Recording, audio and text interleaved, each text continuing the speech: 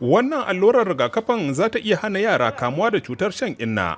Asma'u Abubakar jami'ar kiwon lafiya ce, kuma aikinta shine raba yaran Kaduna da wannan cuta da aka samu nasara a kanta a 'yan shekarun baya-bayan nan. Lokaci ne na nuna farin ciki. Mun cimma nasarori da yawa idan aka kwatanta da baya. Muna buƙatar nuna cewar Najeriya ta kawo ƙarshen polio. A hukumance dai, Najeriya bata sami wanda ya kamu da shan inna a cikin shekaru hudun nan ba, amma matsalolin hana yada tana nan daren daƙam.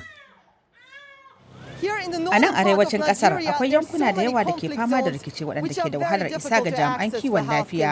Wani ƙalubalen kuma shine cewar mutane da yawa ba sa son yin allurar rigakafi. A wannan yanki na arewa da musulmi ke da rinjaye, an yi imanin cewa allurar rigakafin shan inna wata hanya ce ta cusa wa mutane tsarin ƙayyade iyali. Kafin ma zuwan mu, yaya kuka ɗauka polio? Mu muna kallon abu ne wanda yake cutar da al'umma, wanda mutane ba za su iya samu lafiya a kan shi ba. Tunda misali akwai abubuwa da za a ce da dama waɗanda suke damun al'umma ko a ce cututtuka. Rilwana Abdullahi na son kawar da irin waɗannan bayanai maras tushe. Yana bayyana wa jama'a cewa ya kamu da cutar shan inna lokacin da yake da shekaru 3 a duniya. Kafin iyaye mata, yana bukatar shawo kan mazaje tukuna da farko, kamar yadda al'ada ta tanada. Wasu na ba shi haɗin kai, tare da taimaka masa bin ƙofa-ƙofa da gida-gida don faɗakarwa. Ma'aikatan wayar da kai akan maganar polio ne.